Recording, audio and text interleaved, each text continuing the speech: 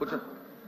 Hello అధ్యక్ష, విద్యాశాఖ మంత్రి గారు వచ్చి మాట్లాడుతూ చాలా ఆవేశంగా ఆయన తాలూకు మాటలు చెప్తున్నారు. నేను నేను నేను మీ ద్వారా మీ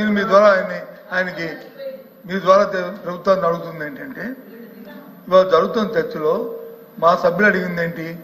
ఈ ప్రభుత్వం ఇవాళ కేంద్రంలో ఉన్న ప్రభుత్వం ఈ మన మన మన మన ఈ కూటమి ప్రభుత్వమే ఆధారపడి ఉంది అక్కడ. కాబట్టి ఈ రాష్ట్రానికి కావాల్సిన ప్రయోజనాలు రావాలనేది ఆవిడ ఉద్దేశం. ఆవిడ తాలూకు ఉద్దేశం. ఆవిడ ఉద్దేశం ఏంటి?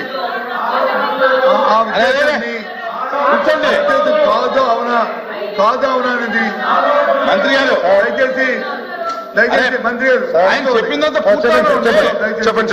ఆయన చెప్పింది పూర్తయిన తర్వాత మీరు మాట్లాడండి. మళ్ళీ ఏమనుకో, డోంట్ థింక్ ఎందుకంటే మాట్లాడండి. మళ్ళీ మీరు చెప్పండి. ఆమె చెప్పింది అది కాదు, మా మీద ఆధారపడలేదు, లేదు మాకు అవసరం లేదు అని అంటే అదొక వేరే విషయం. ఇప్పుడు మీరే చెప్తున్నారు రాష్ట్ర ప్రయోజనాల గురించే మేము ఉన్నామని. ఎస్, రాష్ట్ర ప్రయోజనం, ఆ రాష్ట్ర ప్రయోజనాల్లో భాగంగానే ఈ రాష్ట్రానికి ప్రయోజనం కలిగించే ఈ అంశాలు చేయమని చెప్తుంది మా సభ్యురాలు. ఆ ప్రయోజనాలు తీసుకోమనే చెప్తుందే మా సభ్యురాలు. అంతకంటే ఇంకో ఉద్దేశం లేదు. మీరు చెప్తున్నారు ఏమని? అప్రస్తుతంగా సభలో లేని వ్యక్తులను వచ్చి మా నాయకుడు జగన్మోహన్ రెడ్డి గారి పేరు కూడా ఆయన తీసుకున్నారు. మరి అంతకుముందు ప్రభుత్వంలో 2004 నుంచి 2014 నుంచి 19లో ఉన్నప్పుడు ఏంటి మరి ప్రత్యేక పదం తీసుకుని ప్రత్యేక ప్యాకేజీకి వచ్చి మీరు వచ్చి అయిపోలేదు, అంత మొత్తం అయిపోలేదు. ఆ రోజు రాష్ట్ర ప్రయోజనాలు కనిపించలేదా? ప్రత్యేక ప్యాకేజీ రావాలనే విషయం వారికి తెలియదా? ఎందుకు చేశారు అది? ఎందుకు చేశారు? అప్పుడున్న సందర్భం బట్టి ఆ కార్యక్రమాన్ని లేకపోతే ఈ కర్మ ఎందుకు ఈ రాష్ట్రానికి ఈ కర్మ ఎందుకు వచ్చింది? ఎందుకు ఇది వచ్చింది ఆలోచించాలి. కాబట్టి దయచేసి సమయం పాటించి సభ్యులు మాట్లాడుతుందేంటి? తర్వాత మీరు దానికి మీరు రిప్లై చెప్తారు. చెప్పండి. మీ రిప్లైలో మీ ఇష్టం ఏం చెప్తారో చెప్పండి. మేము వింటాం ఇక్కడ కూర్చొని. మోసోలే చెప్పండి. మీరు ఇంటర్ప్రిటేషన్ చేయడం, గౌరవ మంత్రి మాట్లాడడం అది సంబంధించిన దయచేసి కొంచెం పోపట్టండి. మీరే కదా రిప్లై చెప్తారని అనౌన్స్ చేశారు. రిప్లై మీరే చెప్తారు. చెప్పండి, తప్పేముంది? వెయిట్ చేయండి 10 నిమిషాలు. అంతేగాని ఈ విషయాన్ని చెప్పుకుని వెళ్తుంటే ఇది ఎక్కడికి వెళ్తుంది? కాబట్టి దయచేసి మంత్రి గారు సమయం పాటించి సందర్భాన్ని బట్టి మాట్లాడడం అనేది సంబంధించిన నేను తెలియజేస్తాను. లోకేష్ గారు. అధ్యక్ష, ఇప్పుడు హౌస్ ఆంధ్ర రాష్ట్ర ప్రజలందరూ చూస్తున్నారు, లైవ్ లో కూడా చూస్తారు. మేడం గారు మాట్లాడుతూ ఎగతాళిగా మేమేదో అన్నాము మా పైన. మేడం గారు ఒక్క నిమిషం పూర్తి చేయండి.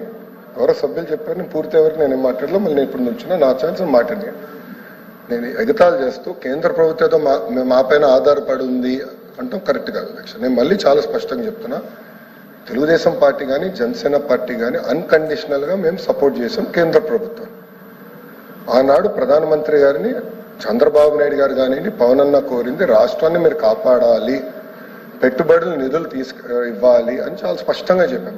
దాంట్లో భాగంగా మేము తీసుకొచ్చాం. రైల్వే జోన్ తీసుకొచ్చింది మేము అధ్యక్ష. విశాఖ ఉక్కుని కాపాడింది ఎన్డీఏ ప్రభుత్వం అధ్యక్ష. గతంలో కాపాడింది ఎన్డీఏ ప్రభుత్వం, మళ్ళీ కాపాడింది ఎన్డీఏ ప్రభుత్వం అధ్యక్ష. వాజ్పేయి గారు కాపాడారు, ఇప్పుడు నరేంద్ర మోడీ గారు కాపాడారు. మేము వెళ్ళి మాట్లాడాం, మేము చర్చించాం, అది జరిగింది. అంతేకాకుండా అధ్యక్ష అమరావతికి నిధులు తీసుకొచ్చాం, పోలవరానికి నిధులు తీసుకొచ్చాం. సో అధ్యక్ష మళ్ళీ నేను మేడం గారిని కోరేది, కేంద్ర ప్రభుత్వం సహకారం ఆంధ్ర రాష్ట్రానికి చాలా చాలా అవసరం. వక్రీకరిస్తూ ఎగతాళి చేస్తూ మాట్లాడటం కరెక్ట్ కాదు. మేము అన్కండిషనల్ గా సపోర్ట్ చేసాం. యూఆర్ పార్ట్ ఆఫ్ ఎన్డీఏ అధ్యక్ష. మళ్ళీ ఎన్నిసార్లు చెప్పాలి నేను? మా సపోర్ట్ అన్కండిషనల్. ఎన్నికల ముందల మేము చేరం ఎన్డీఏలో. ఎలాంటి కండిషన్స్ పెట్టకుండా రాష్ట్ర ప్రయోజనాల కోసం ఎన్డీఏలో మేము కానివ్వండి, పవన్ అన్న నాయకత్వంలో జనసేన కానివ్వండి, మేము చేరం, అన్కండిషనల్ గా సపోర్ట్ చేస్తున్నాం. దాంట్లో భాగంగానే ఈరోజు ఎప్పుడు రాని విధంగా మీరు 5 సంవత్సరాల్లో తీసుకురాని నిధులు మేము 9 నెలల్లో తీసుకొచ్చాం అధ్యక్ష. అది తెలుగుదేశం పార్టీకి జనసేన పార్టీకి ఉన్న చిత్తశుద్ధి, ఆంధ్ర రాష్ట్ర ప్రజల పట్ల మాకున్న చిత్తశుద్ధి అధ్యక్ష. దయచేసి అది గమనించమని కోరుతున్నాను. అందుకే